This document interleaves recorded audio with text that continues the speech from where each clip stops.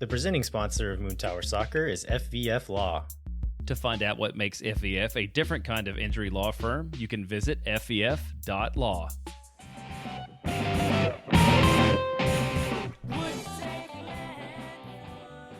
Hello, friends, and welcome to SWOONTOWER Soccer. I'm Steph Cragnola. And I'm Mike Cragnola. And today we're all about the boys. That's right. We have got a Minnesota United and San Diego FC recap. We have got our Sporting Kansas City preview. And as always, we have got the normal segments of a match review, except since it's an away match, we don't get a match Scott. We only get the plain fit checks. And we do have match moods and Celly ratings and social media standouts. And as always, the man of Steph's jersey.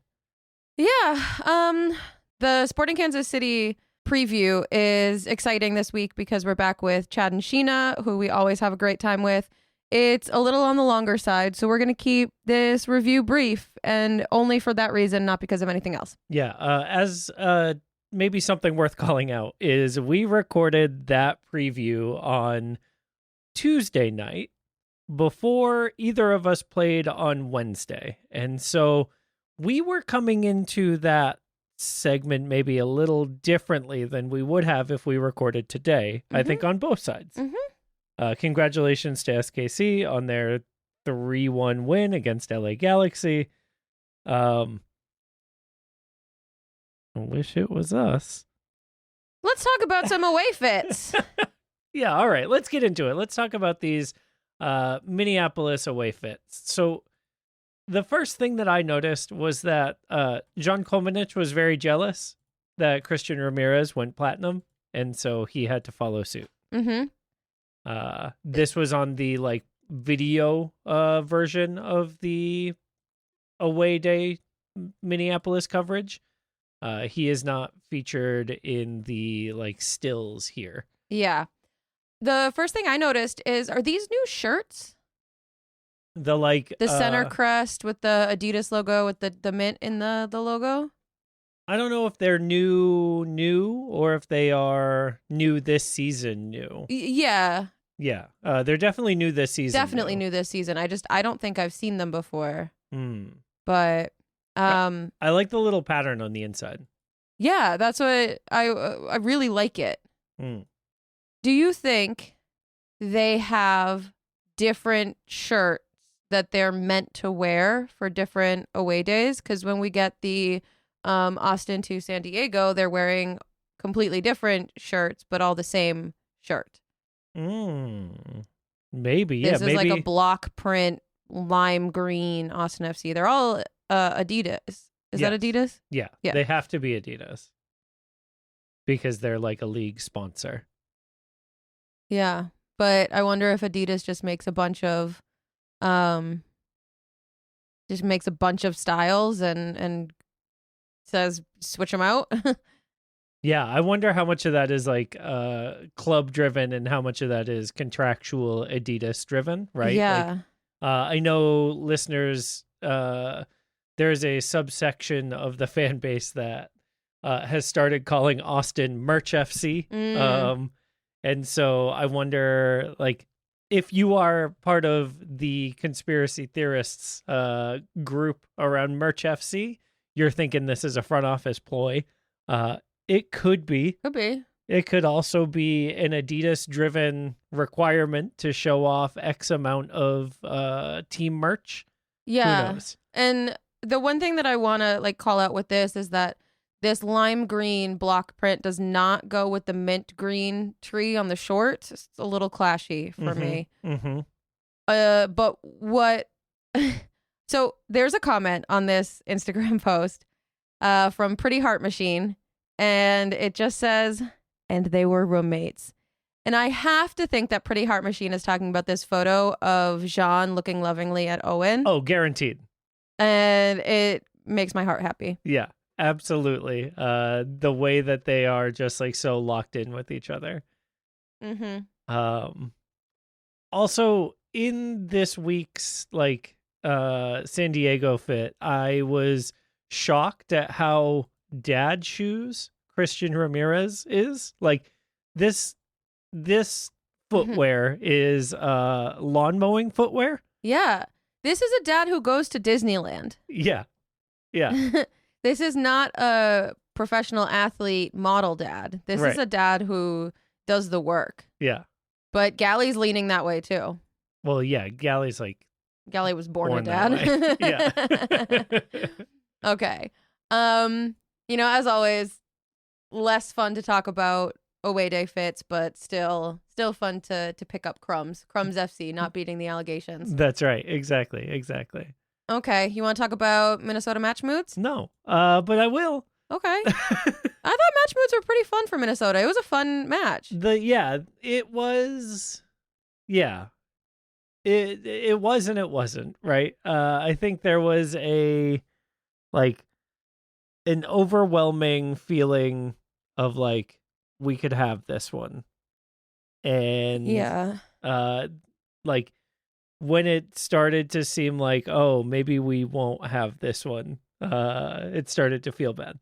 But like right at the beginning, I think one of the cutest things, and shout out to Zach at the North End podcast who like loved this moment, is Dessler gets fouled in the box for the Austin FC PK, and Dessler's so mad about it, but like because he thinks that the call has been like offside or foul or a goal kick to the keeper, but Guilherme Biru knew that it was a penalty.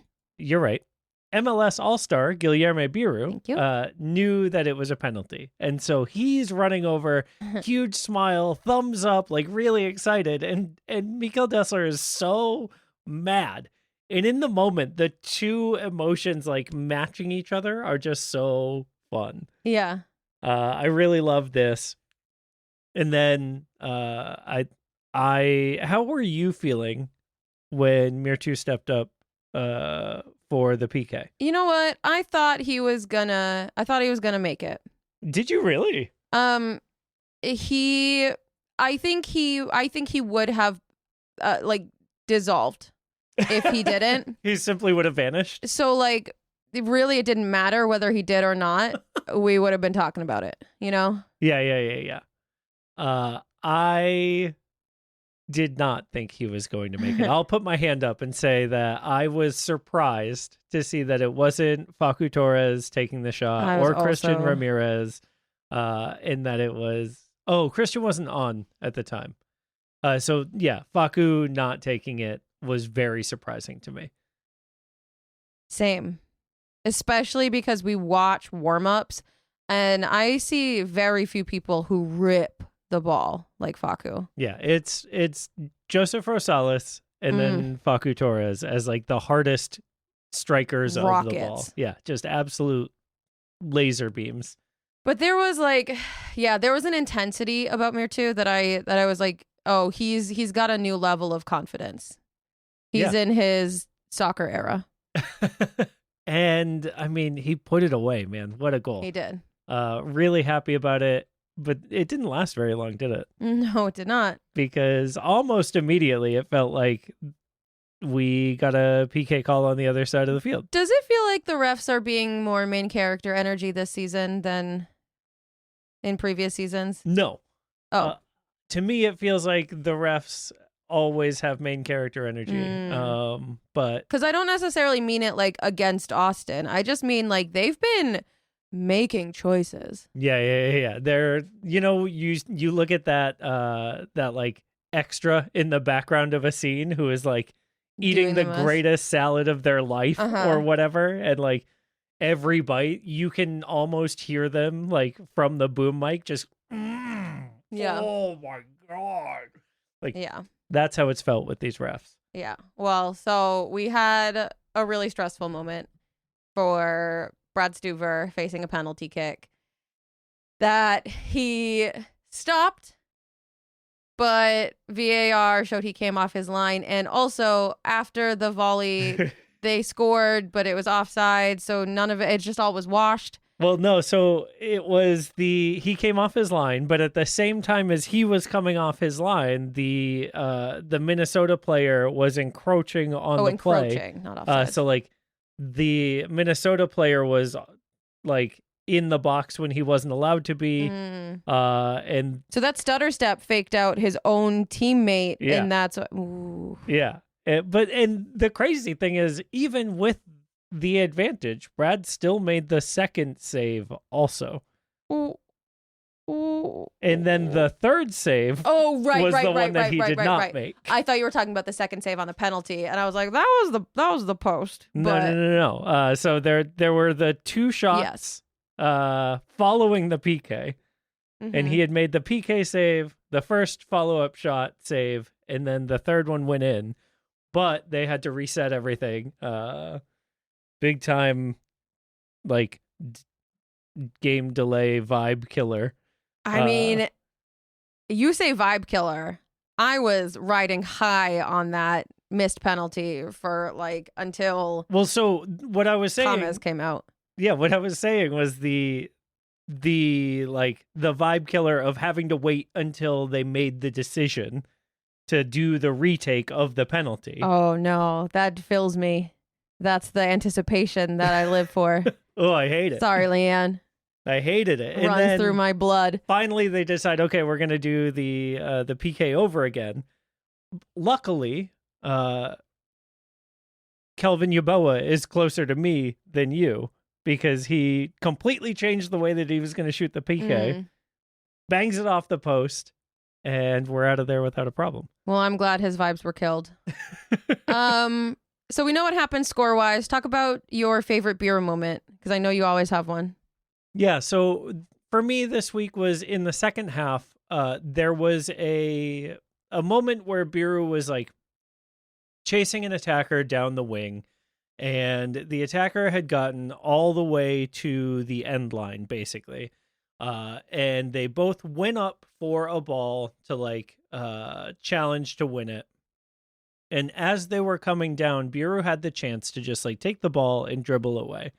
And instead, he kicked the ball against the attacker's chest and then like did cool footwork to like give himself some extra space before clearing the ball. And it was just so unnecessary and awesome and so MLS All-Star Guilherme Biru. Yeah. That like, God, I loved it. Yeah. What a joy he is to watch play soccer. Yeah. Unfortunately, we did not get to watch him play on Wednesday night, last night, in San Diego. I don't have any match moods from this. You've got a couple things here, but I don't really want to talk about it. Yeah, I was really disappointed to see multiple times a bunch of Austin players sprinting past John Kolmanich on transition to get back and cover the guys he was leaving wide open. Jean was playing? Yeah. Huh. Well, he was on the field. Okay. Yeah, between him and Besard Savovich, I don't know. No. You knew Besard Savovich was there. There was a moment where the ball bounced off of him and he just looked down at his feet. He just stood there. He just stood there and looked at his feet, and then it got taken from him. Yeah, it was. He didn't. You know what is surprising to I would me? do the same thing, to be completely honest. Yeah, you're not a pro soccer player. I'm just saying a person's a person, no matter how tall. So I am surprised, I think, that some of these guys who are not getting starters minutes or who aren't coming onto the field as much didn't take more of an opportunity to like make their mark on the game. You know? Like if you're only getting these chances. Yeah, but is there something that because they're only getting these chances, they don't have the buildup of whatever that like game mentality is? One of the things that the commentators were saying is like they've got to get a hold of this game, and they just never did. And like that was very clear. No one had their feet under them, and no one was playing together. And like, is that because they don't play together? I mean, I don't know, because like when Micah Burton and Irvin Torres came on the field, they looked really good, like comparatively. Yeah. And they were definitely playing for minutes. Like, but that have they was been getting the Austin FC 2 minutes this season? ish? Like Micah recently, yes, has been getting more minutes. Irvin had been in and out of the team with illness. I just think that might be something. There might be something there. I don't know, but might be. Yeah, just wild. But you could tell that it was bothering a lot of our mainstays, right?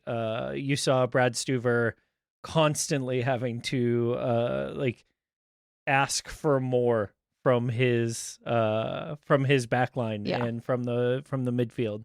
And you saw John Gallagher yelling at Sabovich a lot during stoppages of play. You saw a lot of people doing that on their couches. Fair, how many times have you had a group project where you just wanted to yell at someone not contributing? All of the times.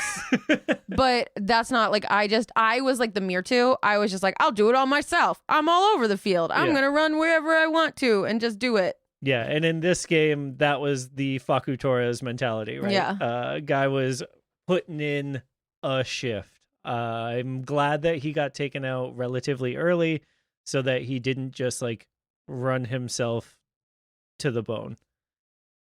Steph, I don't want to run myself to the bone. Let's take an ad break. SWOONTOWER Soccer is brought to you by our friends at FBF Law. FBF is a different kind of personal injury law firm dedicated to community, transparency, and client education. And they have their own podcast called Summary Judgment. Check it out wherever you get your podcasts. You can go to fbf.law to find out what makes FBF a different kind of injury law firm and why understanding your legal options can dramatically change the outcome of a case. Once again, that's fbf.law. All right, Steph, we had 2 goals all weekend, or all week. In 2 matches, we had 2 goals, and we've got half a Celly between them. Oh, no. Mirtu Uzuni. This is the best Mirtu Uzuni goal Celly I've ever seen. He literally wrote no Celly. He rips this into the net and just ice cold stands there. Who was it? Who ran up behind him to hug him? Ilya. It was Ilya. It just there was this dog pile of people running up to hug him from behind, and he just stood there staring. 6 out of 10.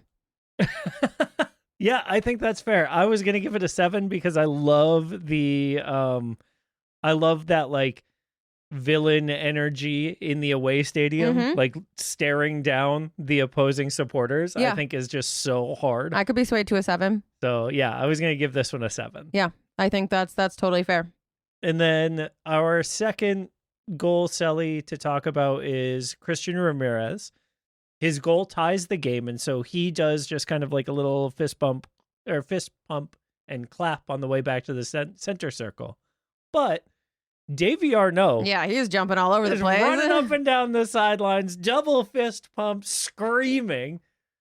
That's a pretty good Celly. It was a pretty good Celly. I'm gonna say for Christian, it's tough with when you're tying it up because you want to reward them for not celebrating and getting back to the ball. But for pure vibes, we'll go 4 out of 10. Yeah, I think that's fair. But I think because of Davey, I give the total celebration a 6 out of 10.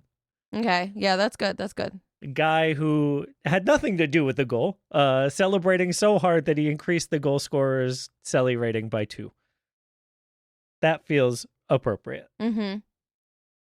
Okay, social media standouts time. Yes. God, all the Mother's Day posts. They were so good. You have to watch the video. Oh, it was in stories, wasn't it? Uh-huh. Oh no.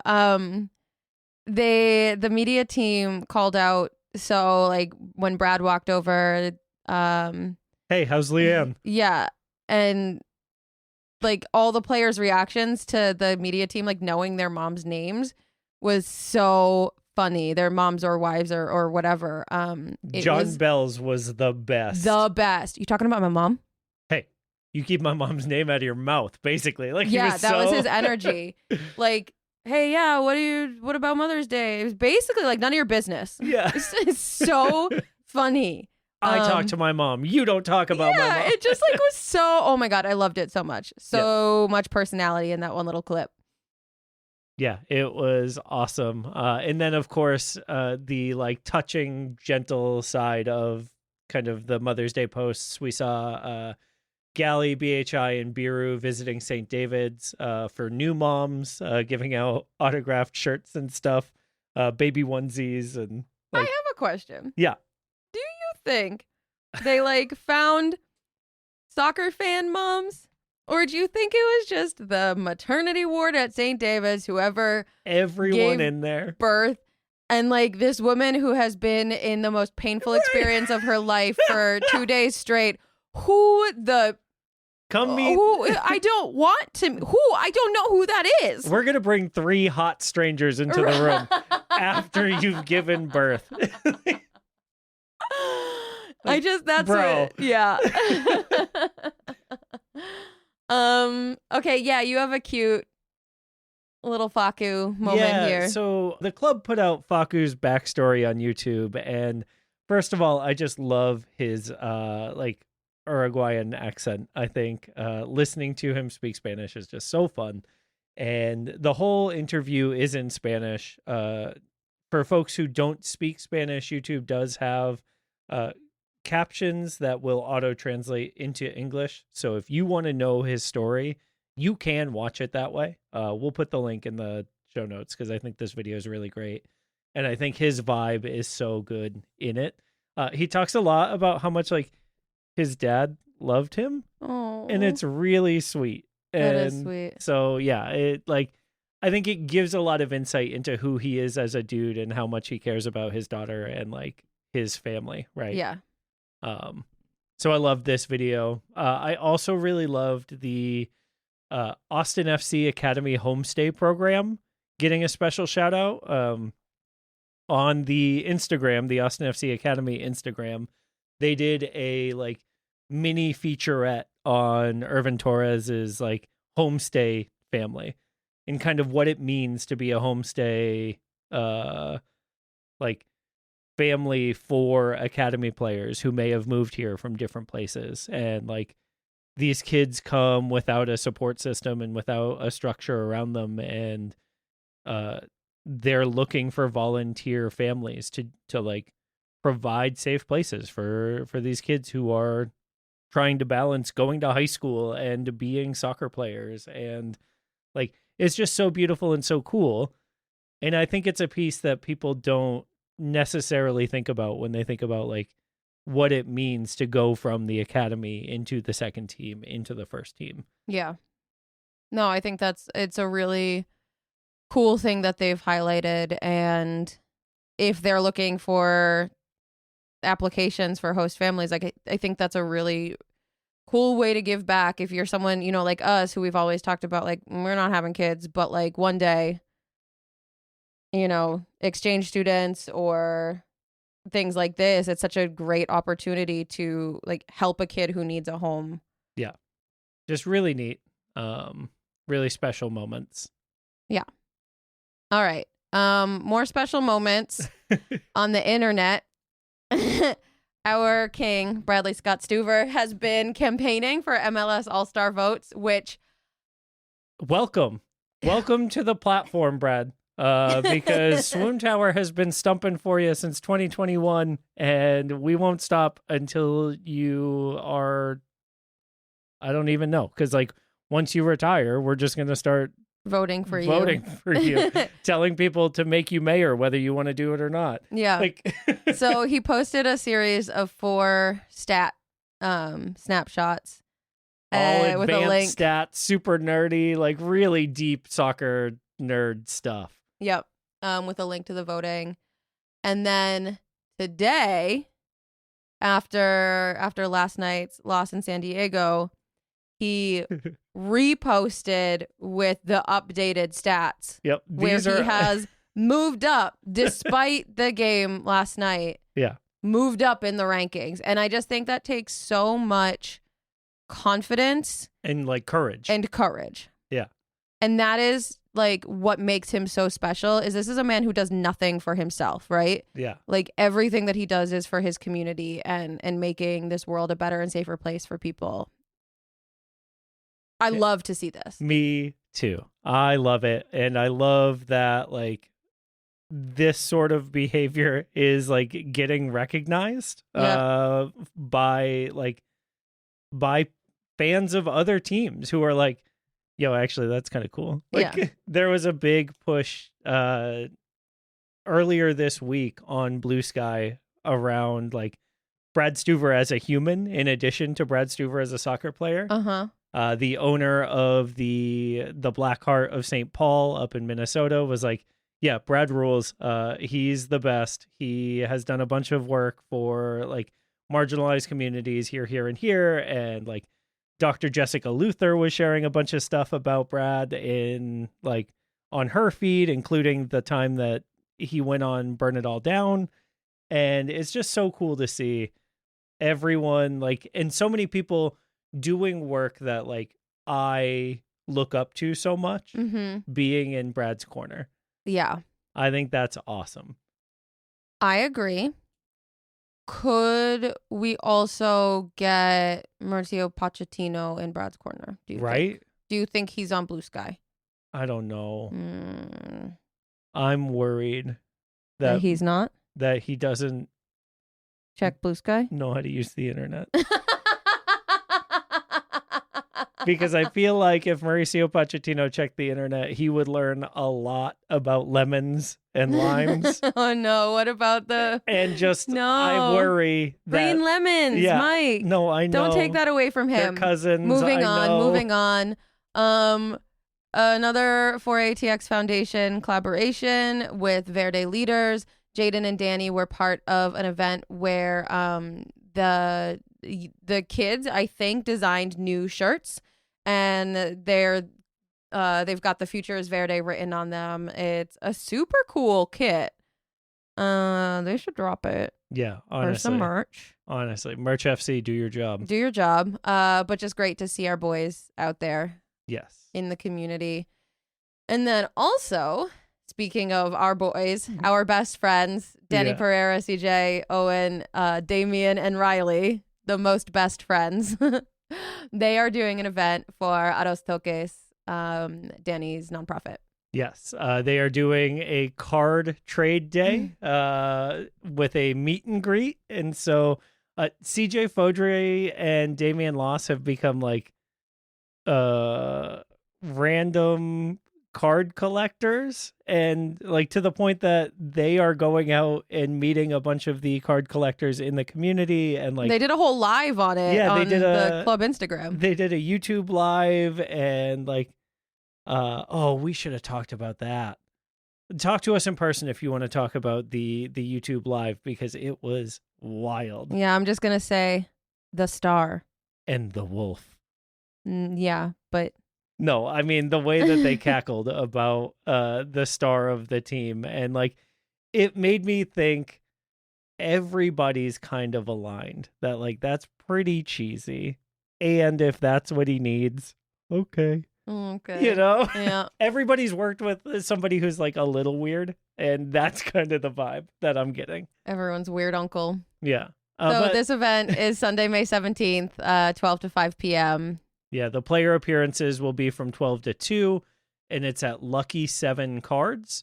Also, the Ados Toques Foundation side of this is that they are doing a school supply drive.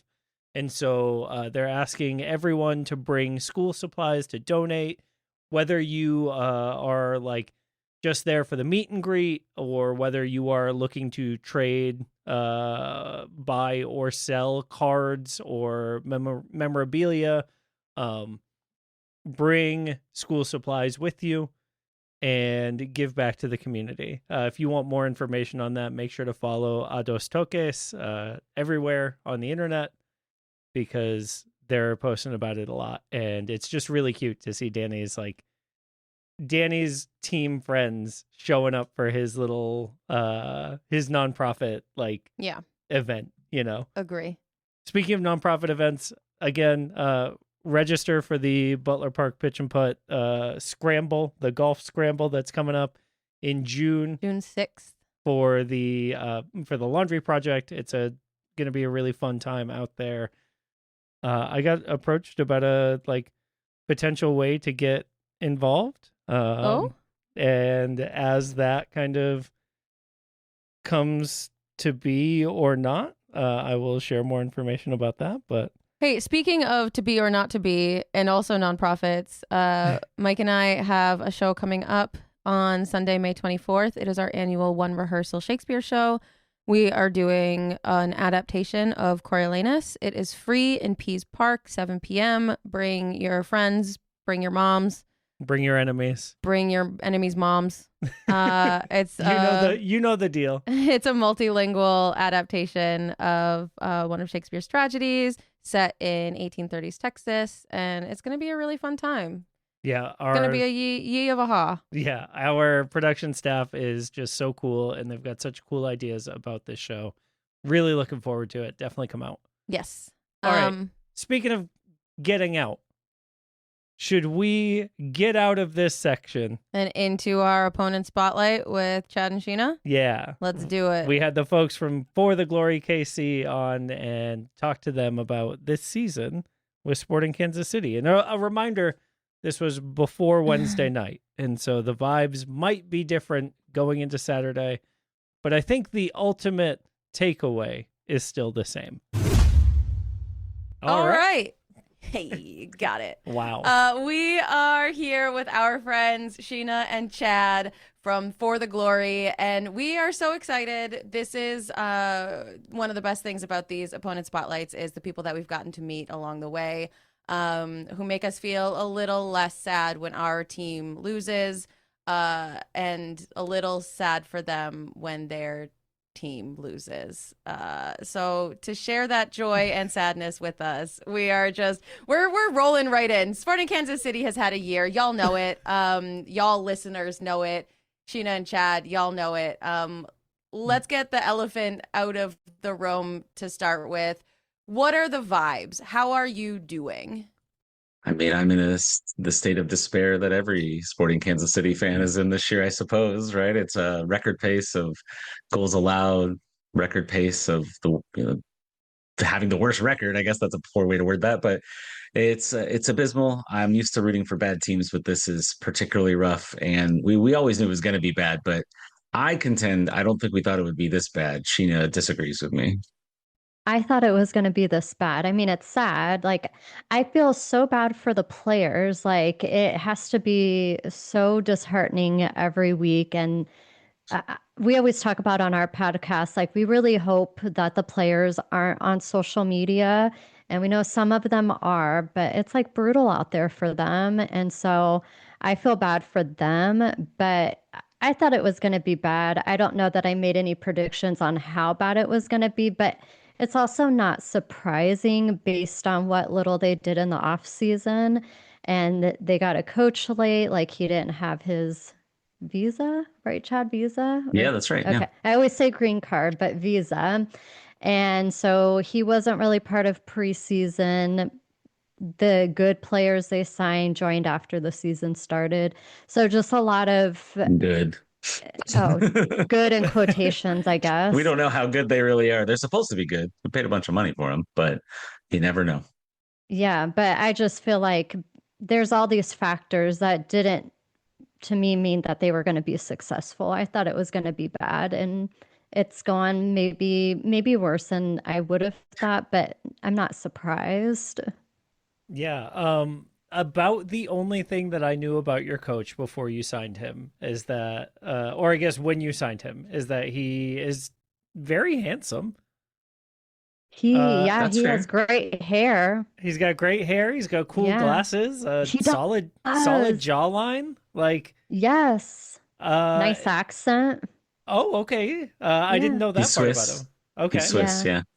And so, like, what did he bring with him from a sporting side of the house? He's kind of got a Clark Kent vibe. I could see that. Yeah. Yeah. A little Clark Kent going on there. Like pull the those reporter glasses one. off and he's Superman. Unbuttons his shirt. Oh, what's happening right now? Anyways, I'll take this one because I'm going to say Sheena probably doesn't remember what Raphael Vicky was coming in with, but he was. Do you know? You want to say? He was available and he accepted the job. I mean, that's what it was. But go ahead, Chad. Give the more technical.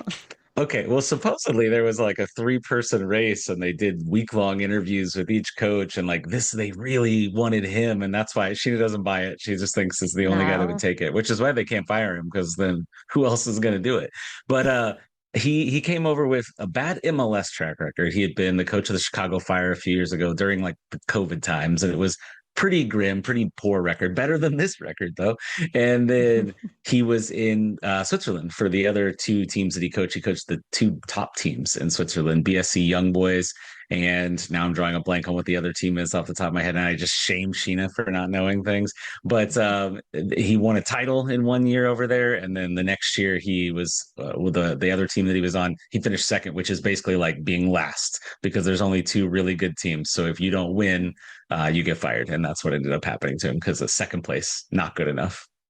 About the only thing I know about Young Boys is there was a Champions League match one day that I was watching the Spanish broadcast of, and they kept, obviously like calling them Young Boys, and then they like took a minute and looked at each other, like the announcers, and were like, "Wait, in Spanish this would be jóvenes jóvenes," and it's like all I can think about is like this idea that like, there's this team out there the Spanish announcers just absolutely love.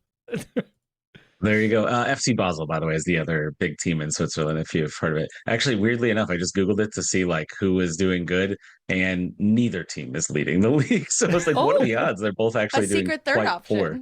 Yeah, so maybe they should have kept him, or perhaps it could be worse. And so what is going on? Like, I know that's a really broad question. I want to back it up a little bit to the preseason. Y'all don't have enough players.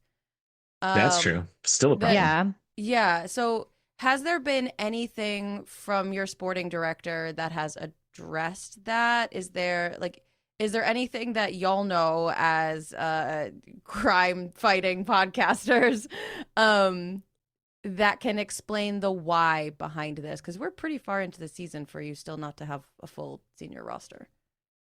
Yeah, I mean, I can kind of take this. We've talked to David Lee a few times. So if you know David Lee, he was the sporting director for New York City FC. Everybody was like, oh, what a coup that Sporting has lured him away from this good club to come here, signed a 7-year contract. But essentially, I think just a record number of deals have fallen through. Like there was all kinds of rumors. We don't usually get that many rumors in Kansas City. They're pretty tight-lipped, but you'll get them out of the other side of the equation, the agent of the other team or whatever. We were hearing about so many players, and then they'd end up not coming. Or there was one really weird, dramatic thing. You'll have to go read on the KC Soccer Journal. Rogers Mato. Google that guy and go read that story. It's long, but it's bizarre. They leaked all these documents about the negotiation and stuff. It's crazy, like the team that he was coming from. So go check that out. I would encourage you to read about him. But he ended up, going to Hearts of Midlothian, I think, in Scotland. So that all these guys, they just kept falling through over and over. And today being salary release day, I got a kind of a glimpse at it. And the Sporting KC fans are upset. They're like, oh, they haven't spent enough money, which, yeah, they haven't signed any players. So of course they haven't spent enough money. And we knew that all the guys they were signing were low into the roster guys that are getting dropped off of other rosters and just on trial. So just not good enough players. I know that's an oversimplification, but they only have 4 guys making over $1 million. They don't have a lot of spend at the top of their roster at all. Yeah, and in Austin, we're intimately familiar with you hired the guy from New York City FC. What a huge move, right? When we started our journey here, we had hired Claudio Reyna as our first sporting director. Terrible. Sheena, do you know Claudio Reyna? Does that name ring a bell to you at all? Well, I know his son is Gio Reyna. There you go. That's right. Who may or may not make the men's national team. That's right. And if he doesn't, is his dad gonna get blackmailed about it? Exactly. Yeah. He's like kind of a helicopter dad, right? So like, both of them, yeah. Yeah, him and his mom. I would call it blackmail, right? Oh yeah, a blackmail dad. Okay, blackmailed. GGG. Greg Berhalter. Thank you. Yeah. Triple G. I call him that a lot too. Thank you. Literally could not remember his name. Just all the G's. Blackmailed Greg Berhalter over Gio. That's right. Like last World Cup. Yeah, they were like college friends. The 2 older men. Burnt it all down. Yep. Crazy. Yeah. Yeah, just because his son was on the bench a couple times. My gosh. Oh gosh. So one of the questions that came up in our little soccer nerd group chat today was, how does a team not have 18 senior roster players? Because that's like the bare minimum that you're supposed to have, right? Like, what happens to a team that doesn't have that? We were thinking the same thing. Like, how is this a thing? What happens if this is the situation? Essentially, you get charged for a senior roster spot, even if you're not filling it, to get yourself up to 18. So they don't have enough guys that would fill that designation. Y'all are right. But you can move some guys back and forth. It gets really technical, right? Are they on the reserve or the reserve minimum, or whatever the different designations are? So they just don't have enough guys that they can transition back and forth. So yeah, they're being charged for a few players that they don't have signed to the roster. I mean, it's probably not a big deal. What is it? The minimum, a little over 100K or something. And these are billionaires that we're talking about. So they'll be fine. But I think everybody would just prefer that they get some players. Right? Yeah. Yeah. But, again, I'd rather they get the right players too, because people are kind of upset today. And I go, for the last few years, all we've been complaining about is all these bad contracts. And if you look up and down the roster, who knows with these new guys? They've only been here for a few minutes, but there's not a lot of bad salaries on there. It doesn't look like. Maybe Shoppy. I know Sheena was about particularly to say. surprised. What's funny is you've been a Shoppy defender for the last year and a half, and I'm like, he's not a good soccer player, Sheena. He's not good at soccer. He can only use his left foot. Okay, so he is he came on the team last season with Manu Garcia. They were like Correct. a package deal. Buy one, get one free, I believe. For Shoppy was the freebie. It was a BOGO. And so they got Manu and Shoppy came along with him. This guy, Chad, really doesn't care for him. He's not a good soccer player, as Chad just said. He makes over $1 million, which is like wild to me. He is not $1 million player. And these are like the kind of contracts that Sporting used to have, where you would have a player who was like over the hill maybe, and they were making over $1 million, or just, yeah, that was the one we haven't even talked about it because we haven't seen each other since that came out. But yeah, that was the one I was the most surprised about. Like, I cannot believe this guy makes over $1 million. And I'm only a defender of him because he is very passionate. And like at any point, I feel like he might like punch somebody, and I like that kind of passion. Yeah. So that's what I enjoy about him.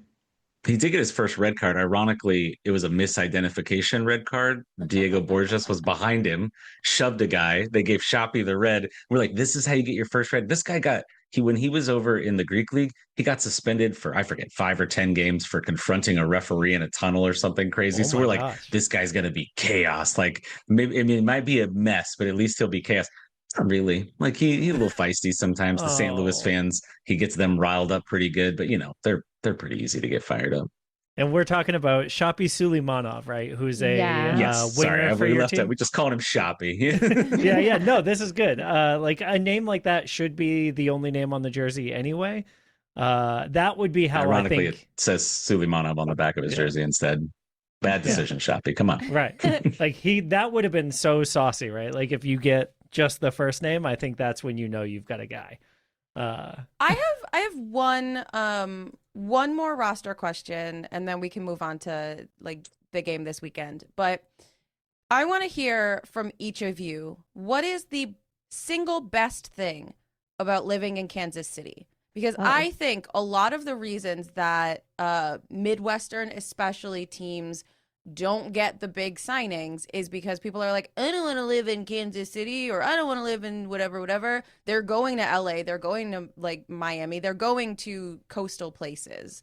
We've really got to start selling our cities. Yeah. So what's your pitch? Because we know that there are international superstars listening to this show right now. Yeah. What's your pitch? Of course. Yeah. Yes. Well, this is one of the things that I've kind of learned. I'll give my reason, like why Kansas City is the best in a minute.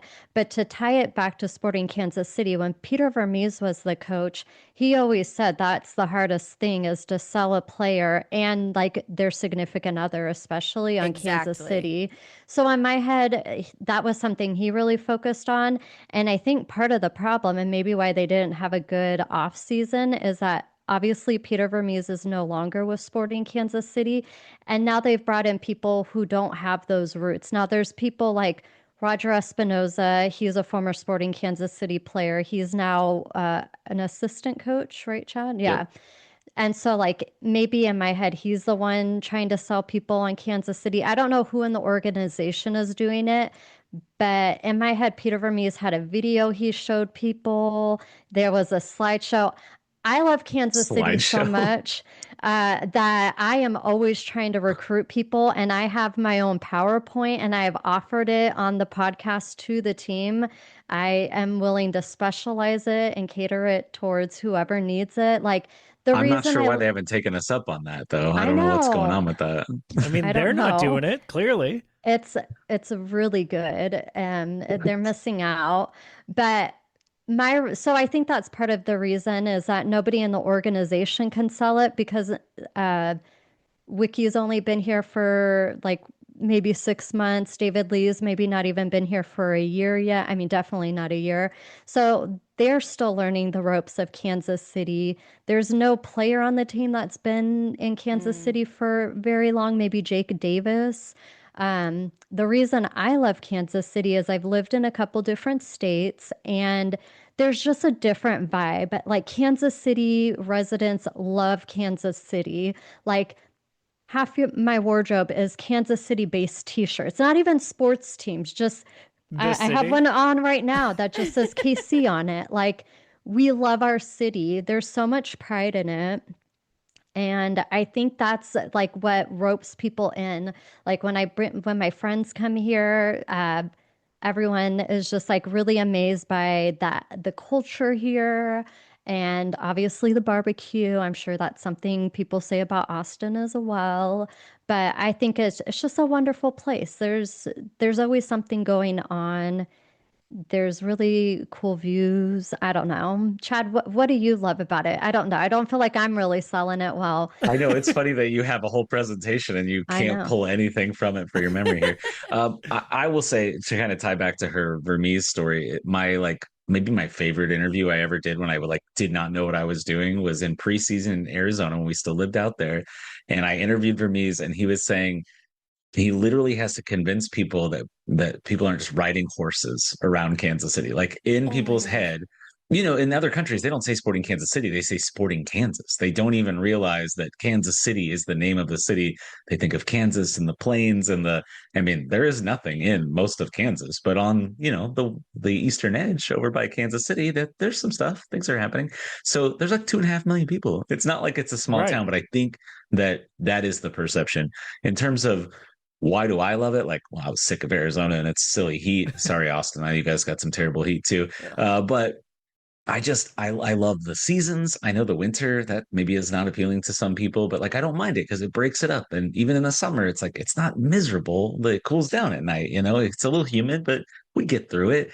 There's no traffic. If you've ever lived in places with traffic, like Austin has some pretty horrible traffic all the time I've been there. Don't really care for that. I'm just slandering heard Austin. someone say there's no traffic in their city. It's this is the literal first time I've ever heard that. There is traffic. I'm It's not like gonna... 5 minutes. Like we came from you slow down. You don't even Arizona. stop.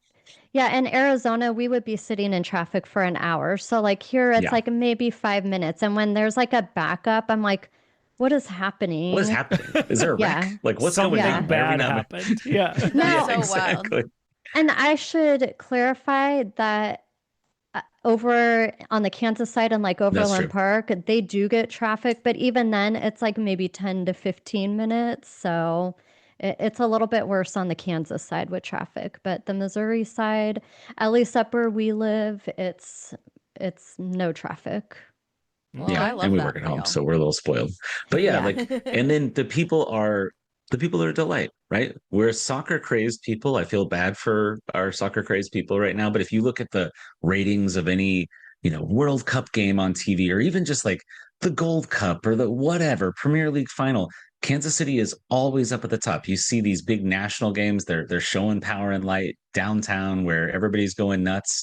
Matt Beasler talked about in the 2014 World Cup, they just only cut to the Kansas City celebrations when the U.S. would score a goal. That's really Put cool. that in the They love that. presentation.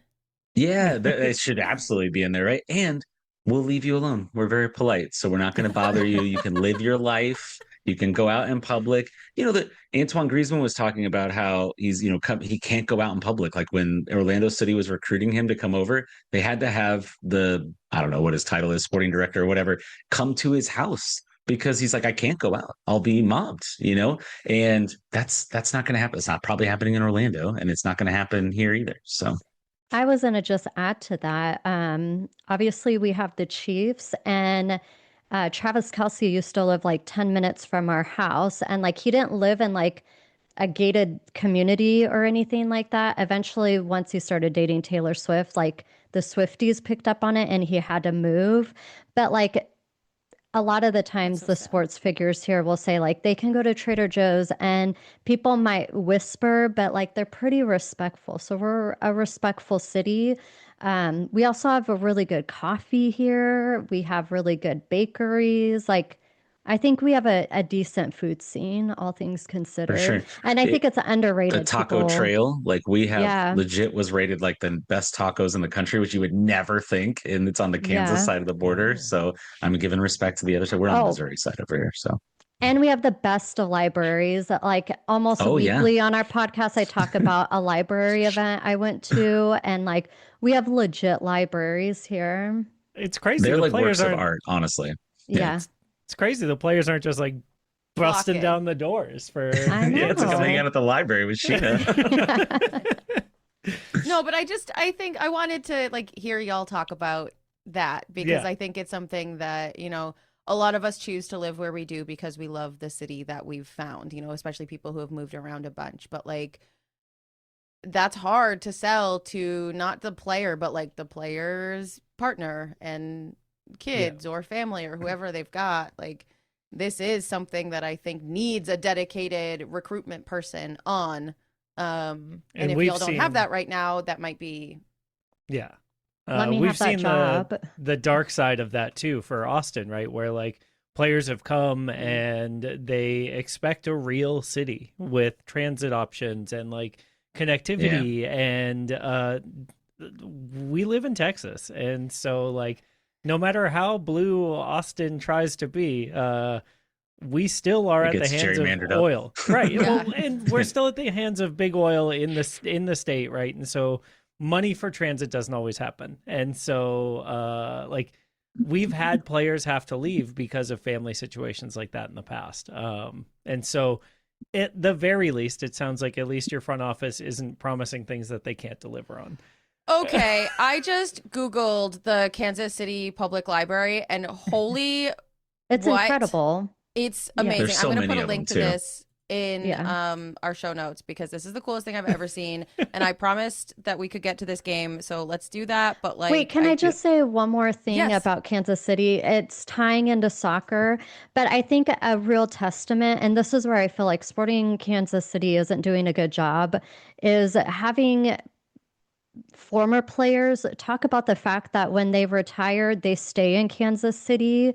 Kai Kamara, like he was on 14 different teams, so many and choices. His family stayed in Kansas City the whole time. Tim Melia, I know he still lives here. Benny Feilhaber, Iko Para, Matt Beasler, and the guys that were traded left and came back to live here after it was over. Matt Beasler is the ultimate like what could have been for us here in Austin. Oh yeah, I forgot his last season was with you guys. Yeah. But I think that's like a real testament to like what a great city this is, and like I think they don't utilize that aspect, that they still have a good partnership with a lot of former players. Johnny Russell lived here. Even I think his family stayed here when he played for RSL, right? RSL, Chad? yeah. But now they're back in Scotland, I'm pretty sure, because he went back to his old club.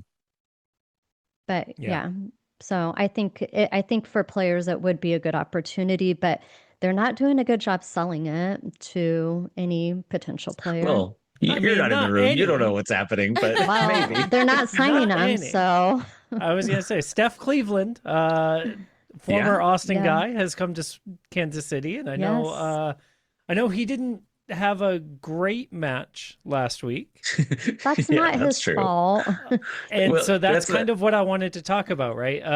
We are no strangers to getting a big number hung up on us, right? We lost recently 5-1 against San Jose, and Brad Stuver had one of the games of his career.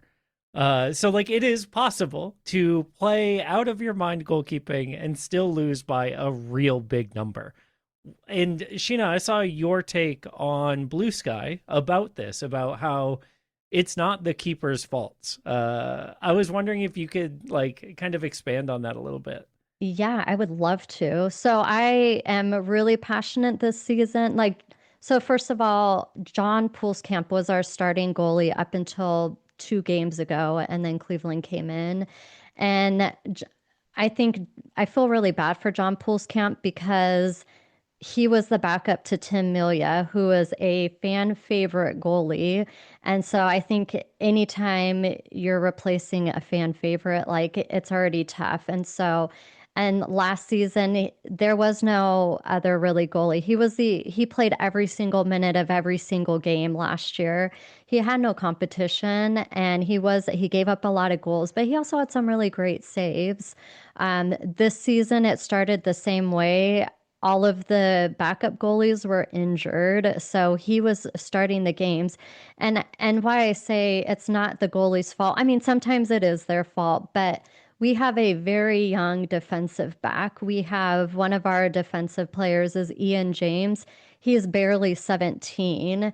Yeah, and so everyone, I think the oldest player on the team is, well, it's Cleveland, It's but Cleveland.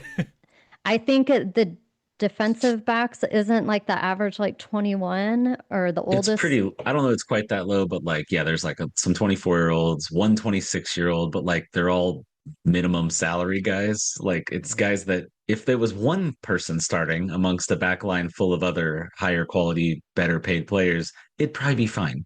But when all four of them are at or near the bottom of the roster in pay and off the MLS scrap heap, and you picked them up in as trialists in preseason, it's just too much. And I think the larger point you've been making, Sheen, all year is like, if the defense is terrible in front of you, there's only so much the goalkeeper can do. When you're wide open in front of the net all the time, like, what are you supposed to do? And everybody thought, oh, Cleveland, he's turned it around because they had the 1-1 draw against Seattle and then 6-0 against Portland a few days later. So fell off the rails pretty quick.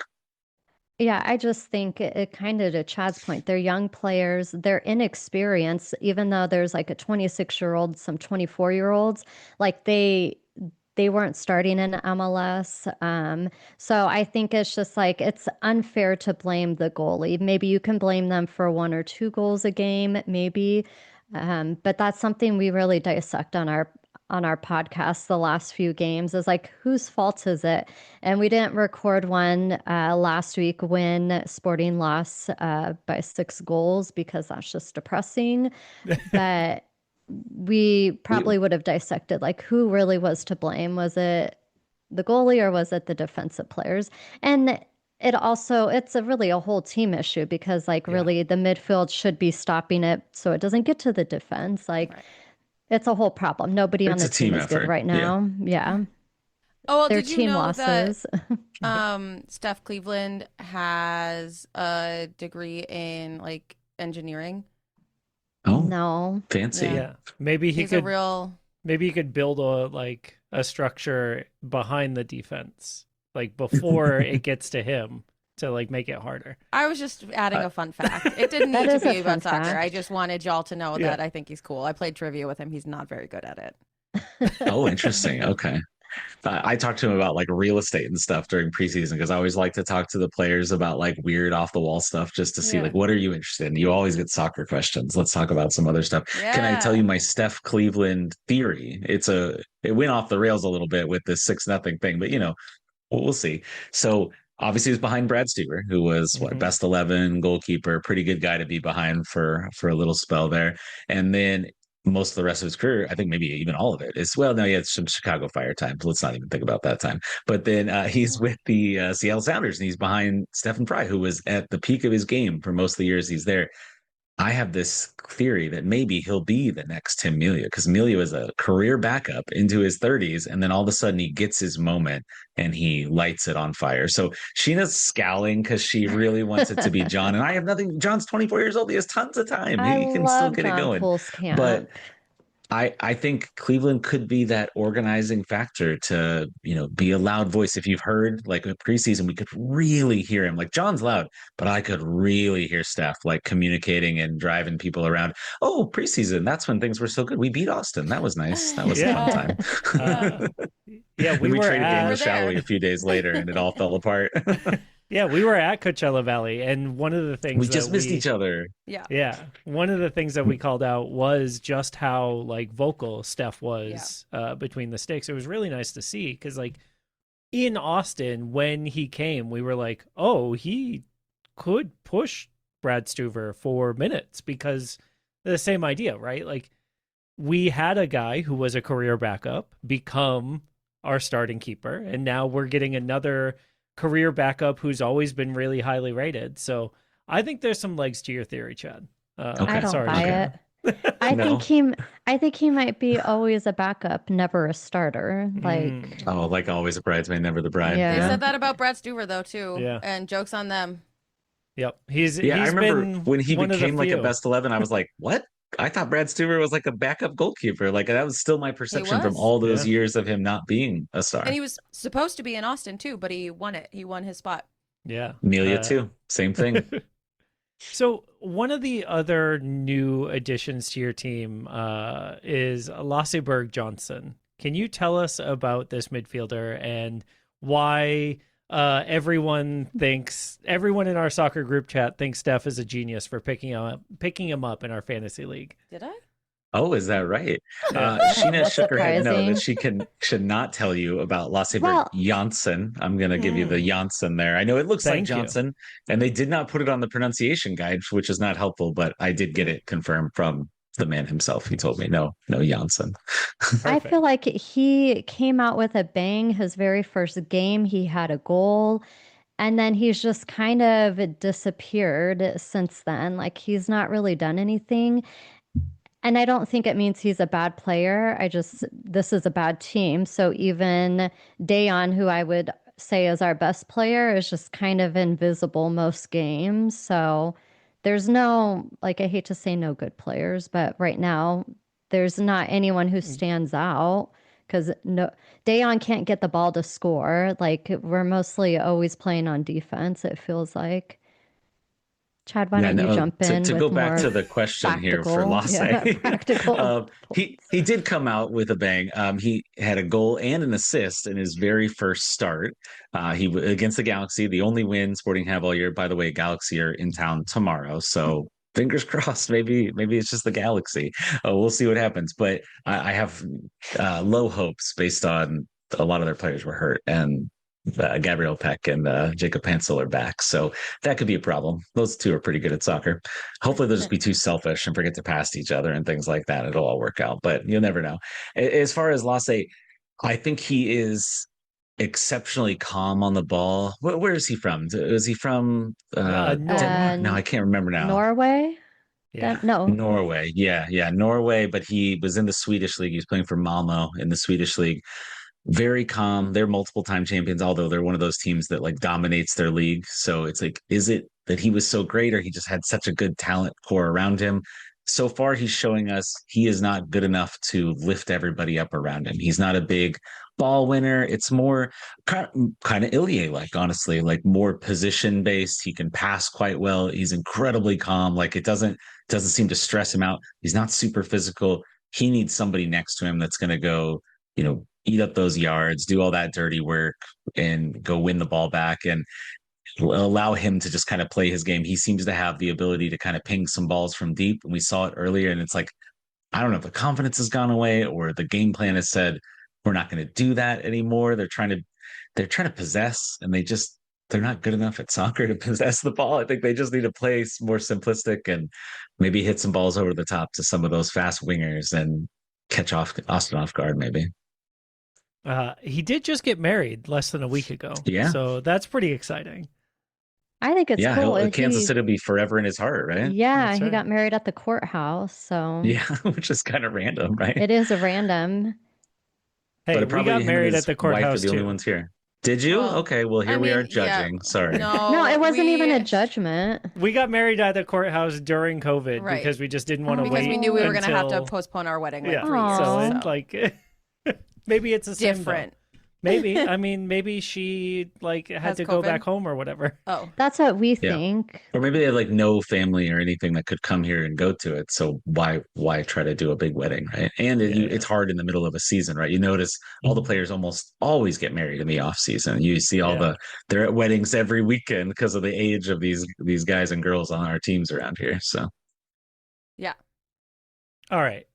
So your hope is that you will ping balls over the top to your fast players who will take advantage of our depleted backline right now because we're a little bit injury prone. What is your kind of season long hope for Sporting Kansas City?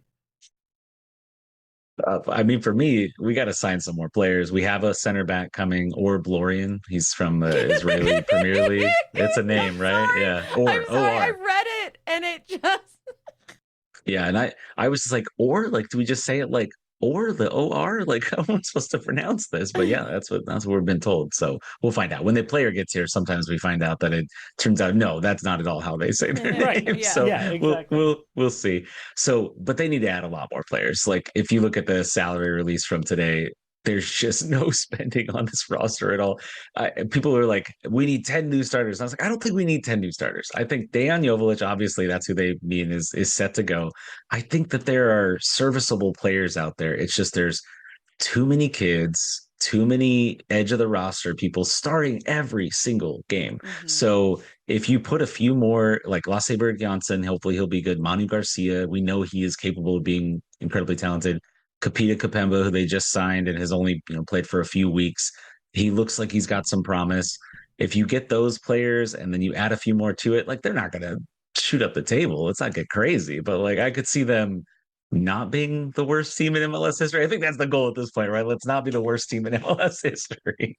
I think that's a good goal. I saw something today that Sporting is on track to only get 15 points this season. So I'm like, can we please get more than 15? I think the goal would be not to be the wooden spoon winner. Yeah. I don't know if you call that a winning. You win. Yeah. So that would be my goal. And then, yeah, more players. Like, there's a lot of people who are saying, like, David Lee should be fired or Wiki should be fired. And I'm like, well, not necessarily David Lee, but like Wiki came into a really tough situation with not enough players. I think Lee came into a tough situation. Yeah. There's no front like, office. yeah, they need to fill the front office positions and they need to give him some time. Like, I don't think we're there. I don't know if you guys get those types of fans where they're like, the minute Austin does bad, everyone needs to be fired and the whole place needs to be burnt down. But I'm like, the good thing is a lot of these players who are young or were like trialists, they signed at the last minute. They're only on 1-year deals, so we're not committed to them unless there's something promising out of them. So hopefully next season goes better, but it's really tough when every year is like labeled as a rebuilding season. Like they gotta do something because you're like quickly losing fans, I think. My favorite expression about bad teams is they're 2 years away from being 2 years away, and I just don't want to live in that world. So Yeah. Brutal. We definitely have been there in the past, maybe not to quite this extent. Well, we started, was it last season that we started with not a full roster? Yeah, oh yeah. Yeah, we've definitely been in the not a full roster Yeah. space. Like even today with the salary guide coming out, it turns out 2 of our players like are able to be bought down into supplemental slots who are in senior slots right now. And so like technically we could still be not a full roster depending on, to Chad's point earlier, how you want to move the money around. And so like there's a lot of opportunity for change over the World Cup break. And I know a lot of teams are looking at that period as kind of a like a second season. preseason. Yeah, Yeah. exactly. And so is that what your expectation is, or is that what the front office has like intimated is the plan for Sporting Kansas City? We talked to Wiki the other day, and he did say like he's looking forward to this time off to not be off, but to implement his plan. Because to Sheena's point earlier, he got his visa like 2 weeks into preseason, and he got hired a couple of days before they announced the hire, I should say, a couple of days before preseason. So I imagine they knew it was done, and they just kind of held out until he was in country or whatever. But it's not like he had this long runway to get things really implemented. They have enough assistant coaches this year, which is nice. They didn't even have a full roster of assistant coaches last year. They added some like performance analysis to do. They had nobody doing like film studies and cutting things up. Like one of the coaches would do it on the side because they had no staff to do that. I hired a couple people one from Cincy, one from Charlotte to fill those roles. But the front office part, they still don't. They haven't told us anything. They've only fired Mike Burns. I mean, mutually part ways. It's a mess all the way down. We were told they had one domestic scout, Jacob the Answer Peterson. If you remember him, he was a player for Sporting in Atlanta and a few other teams, and he was the only scout. So it's like they have no analytics department. Yeah, it's insane. And what's crazy is they were the first team to ever have an analytics person. It's a guy who's actually now a congressman in Kansas. He left to go run for Congress and won, Rui Shu, and they've never replaced him. And that was like a decade plus ago. So it's what I've been saying lately is Peter Vermees, he deserves a lot of credit because he was just working with like bubble gum, matchsticks, and duct tape, and he somehow built a team that was really good for quite a long time. And just recently, it's all come crumbling down the last 4 years or so. Yeah, it's amazing what you learn you had when you don't have it anymore. He was doing a lot. Yeah, because I know when we first talked with y'all, the conversation was, is it time for Peter Vermees to go? And like in the back of your head, are you thinking maybe it wasn't? Some people are like, rehire Vermees. He still lives in Kansas City. He's available, right? I've been hearing lately too, Vlatko Andonovski, who's the coach of was the coach of the Current, and they don't look quite the same without him around. He's available potentially, although he technically still works for the Current. But they're all coming up with other plans. But what it really comes down to is, it doesn't matter if you don't have enough players, or enough good players too. You can add a bunch of edge of the roster people, and it's not going to do the trick. You got to convince some people to give them Sheena's slideshow. Clearly, yeah, exactly. And we'll talk offline about Chris Armas with the KC Current because I've got questions there too. But is there anything else that you feel like you want our listeners to take into the match this weekend? Well, I would say you guys have a really good shot of winning. So there's that. I don't know. I wouldn't, honestly. Knock on wood. I feel we're like playing tomorrow. So so are we. Are you guys midweek too or no? Yeah. Okay. We're going to from Minnesota to San Diego before coming home. And so okay, well, I like that for us. Crazy. I don't think it's gonna matter for us. So yeah, I mean, we're playing tomorrow, and we just don't have enough rotation to really give guys a rest. Like, unless it gets out of control. That's kind of what happened when we played last weekend against, was it Seattle?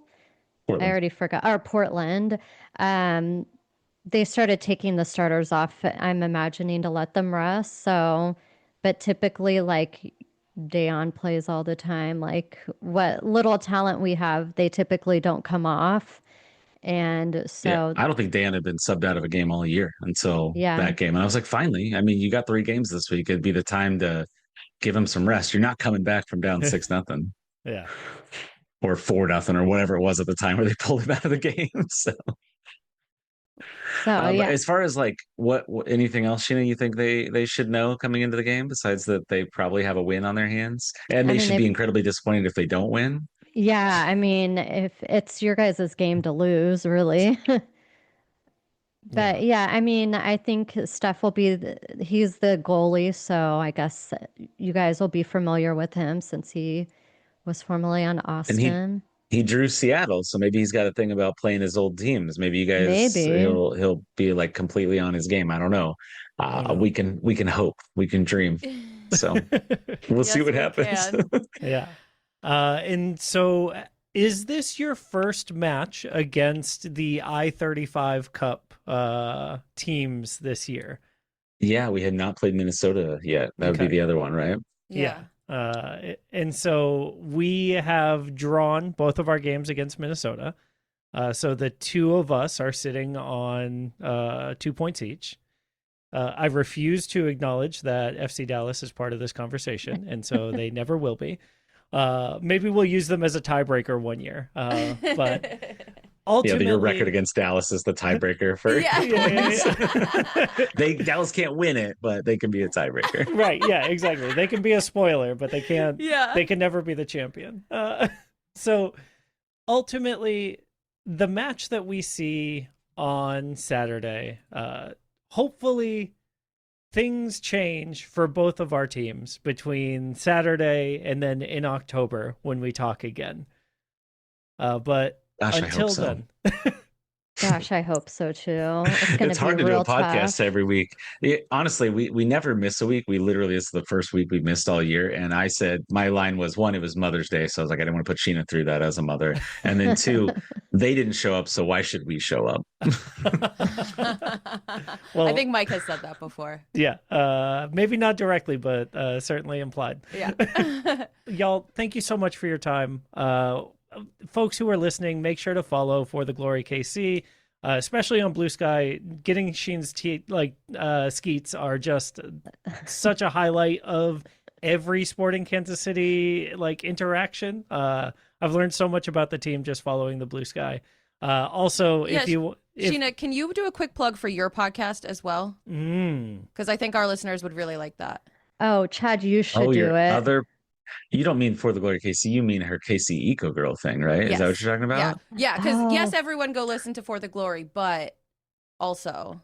Okay, so I always say I do For the Glory KC because Chad loves soccer and I'm a good wife. Like that, you guys are saying you're learning a lot from me, and I'm just like, I don't even know what you could be learning because I was thinking the same thing. Yeah, I'm a casual fan. Important. Yeah. Yeah, the stuff I care about, because I can see that they're I can see that they're bad. It's true. They are. My favorite segment that we do is, did anyone on the field have better hair than our coach? Because I love his hair. So those are the hot takes you're going to be getting from me through a game. I look at hair, I look at teeth, I look at tattoos. I'm very superficial when I'm watching soccer. And I've learned a lot, but it's not my passion. My passion is environmental issues. And I started a podcast, KC Eco Girl. There's only 3 episodes. And someday when I have more time, I'm going to go back. And I have a whole bunch, on our For the Glory KC podcast, I just wing it. But environmental issues, you got to be more precise and you got to have your facts straight. So it's a lot of me having to do research, but I have 3 episodes out. I think they're really good episodes. Chad, you listened to them. You said they were good. I think you did a great job. Yeah. So go check it out. Now you guys have motivated me to go release some more episodes. She was doing one about AI, and I think it was overwhelming her because it was a moving target. So her data every centers, day maybe. It was changing, and it was just very overwhelming. But AI, don't get me started. So I will the say environmental impacts. Yeah. This is what I learned from following For the Glory. I learned about how your young defense is a major problem for the team. I learned about the fact that when you are playing slow, it's going to be not great for your team. You are expecting a team that plays a lot faster and a lot more in transition, and you aren't getting that. I learned, I think you're selling yourself short. And this thanks. isn't a hype up Sheena moment, but it is. Oh, please hype me up. But I do think there's a lot of value in the skeets that I'm reading anyway. And of course, the KC Soccer Journal, everyone who cares about soccer in America should be following the work that's being done at KC Soccer Journal. And I'm just going to plug Chad for a second because I don't know if any of y'all are coming to the World Cup in Kansas City, but he just did a whole article like last week about everything you need to know about the World Cup coming to Kansas City. So if you are one of those people who are going to be coming to a game, you should check out that article on the KC Soccer Journal. I haven't read it, but I hear it's really good. This is classic. She all year long, I'll be like, "Did you read it?" And she goes, "No." And I'm like, "We're going to talk about it on the podcast." Well, thank you both so much for your time. It's always a joy. This is always one of my favorite opponent spotlights. So we will see what happens this weekend. Yeah. Thank you all for having us. Yeah, thank you so much. Thank you again so much, Sheena and Chad. It is always fun, even if it's now nerve-wracking ahead of Saturday. I do think the ultimate takeaway of if we don't win this game, we should be really upset is probably still fair. Yeah. Because, man, that team, yikes. Mm-hmm. All right, listeners, if you like this episode, remember, rate. And to wait, because it's the man of my jersey time. Remember to wait your turn. That's right. Remember to wait for Steph's man of her jersey. Yes. Who is it this week? It is Joseph Rosales. I just like watching him play soccer, and I feel like he was fighting really hard. Yeah. And I like one of the few that like really seemed like he was running himself into the ground against San Diego. Like booking his butt around. But yeah. And, no one has much to show for much this week.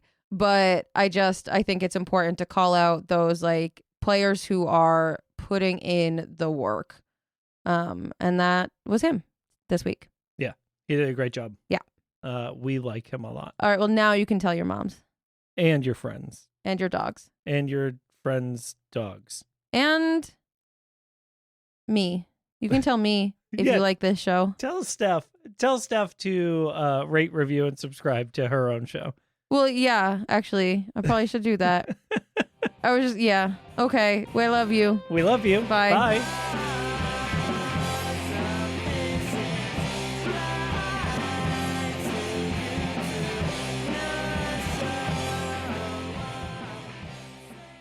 I will marry Chewy's. Yeah. Because they love Chew Boom Boom sauce.